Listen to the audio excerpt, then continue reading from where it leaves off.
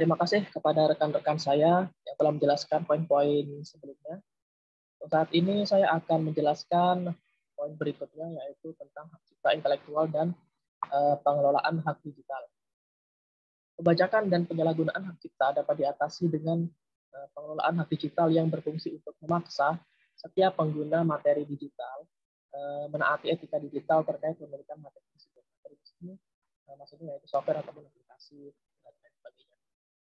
Ini berhubungan dengan pembajakan hak intelektual seperti karya seni, karya digital, perangkat lunak, merek, produk, dan sebagainya. Ini juga tergolong ke dalam cybercrime. Maka diperlukan manajemen hak digital, yaitu cara melindungi hak cipta untuk media digital dengan membatasi penyalinan dan penggunaan karya berhak cipta dan perangkat lunak berpemilik. Jadi ruang cyber ini kan merupakan ruang yang memiliki batasan yang tidak tentu dan juga memiliki tingkat anonimitas yang tinggi. Sehingga apapun yang diunggah ke dalam ruang cyber ini itu biasanya akan sulit untuk dihilangkan. Dan fenomena ini disebut dengan jejak digital. Termasuk juga ini dalam pengunggahan sesuatu yang bersifat memiliki hak cipta intelektual seperti karya seni, perangkat lunak, merek, produk, dan lain sebagainya.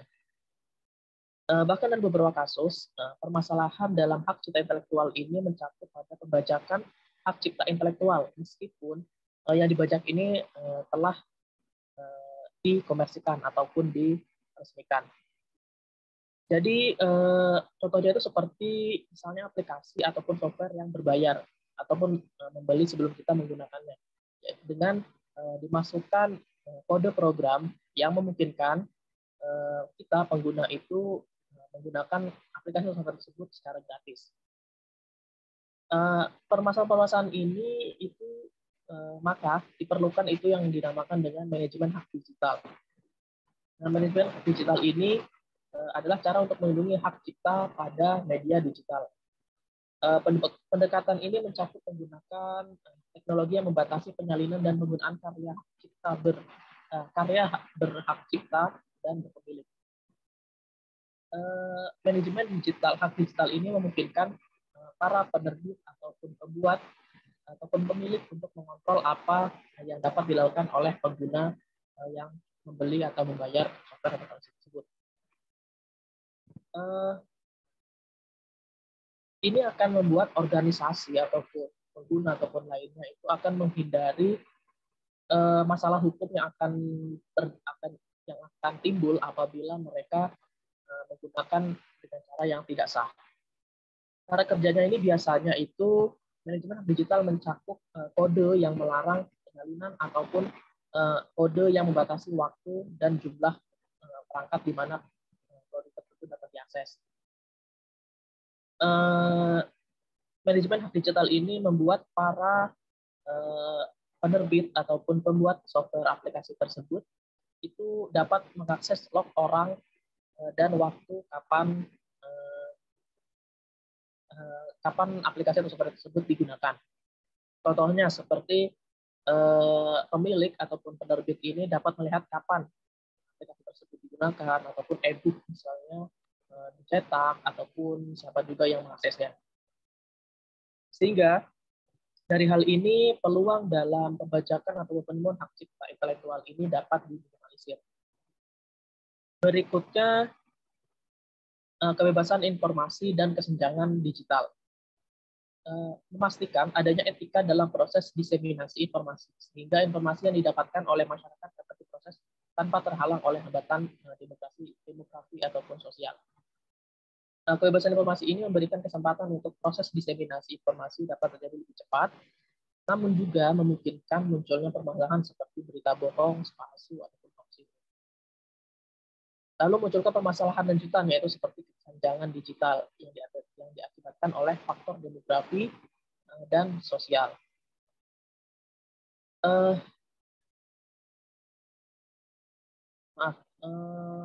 Kebebasan informasi dan kesenjangan digital ini, kebebasan informasi itu sebenarnya merupakan salah satu keuntungan yang dibutuhkan oleh masyarakat cyber saat ini. Di mana kebebasan informasi ini berhubungan dengan pengetahuan dan juga akses informasi yang cepat. Kebebasan informasi ini juga berhubungan dengan hak asasi manusia, di mana manusia itu dapat secara bebas memberikan pendapat dan juga menyajikan informasi di ruang cyber. Namun di sisi lain, kebebasan informasi ini biasanya dimaknai dengan tidak tepat atau tidak baik oleh pengguna-pengguna yang tidak bertanggung jawab, seperti terbuktinya dengan tersebarnya berita-berita hoax, berita palsu, dan sebagainya. Ya, biasanya berita-berita ini tersebar melalui media sosial, yaitu dari ruang cyber tersebut.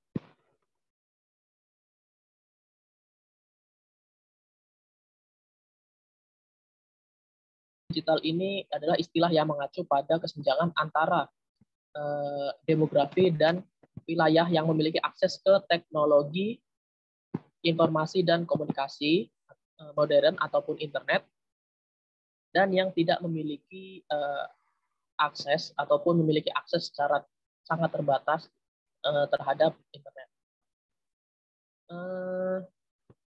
Selain faktor demografi seperti wilayah, gender, dan usia, kesenjangan digital ini juga dipengaruhi oleh faktor sosial seperti tingkat pendidikan dan juga lingkungan. Kesenjangan digital ini biasanya terjadi di antara mereka yang berada di perkotaan dan juga mereka yang berada di pedesaan. Dan juga antara yang berpendidikan dan juga yang tidak berpendidikan. Sehingga satu-satunya solusi yang dapat dilakukan adalah dengan memastikan adanya diseminasi informasi agar dapat mencakup berbagai lapisan masyarakat tanpa memandang demografi ataupun faktor sosial. Dilakukannya diseminasi ini dipenuhi informasi yang tepat, maka aspek kebebasan informasi dapat dilakukan dengan mendapatkan manfaat yang maksimal dan seiring dengan kesenjangan digital yang dapat dipersempit. Selain itu pula terkait isu ini, maka kebebasan informasi dan kesenjangan digital juga mengarah pada hak-hak sosial dan kesetaraan sosial yang dimiliki oleh masyarakat secara global terkait dengan aktivitas cyber. Sebelum saya mengakhiri, saya akan menyimpulkan materi dari kelompok kami. Cyber etik atau etika cyber ini merupakan aturan-aturan yang tidak tertulis yang mengatur mengenai orientasi atau sikap individu dalam menggunakan ruang cyber yang bertujuan untuk menjamin terlaksananya aktivitas cyber yang baik.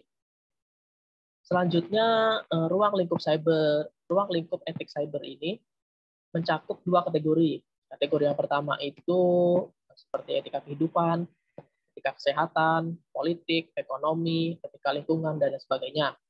Untuk kategori yang kedua itu seperti ini berdasarkan ruang lingkup cyber etik, itu seperti prinsip terus partisipasi, lalu orang, profesi, privasi, pembajakan, proteksi, kekuasaan, dan juga kebijakan. Lalu terkait privasi ini, cyber etik fokus pada 3 area privasi, yaitu kehormatan pengguna cyber, data mining, dan juga data keamanan. Kemudian terkait hak intelektual, hak cipta, sehingga terkait hak intelektual, permasalahan yang muncul adalah berhubungan dengan pembajakan dan penyalahgunaan hak cipta. Sehingga cyber etik ini menekankan pada pengelolaan hak digital yang bertujuan untuk mencegah terjadinya pembajakan tersebut.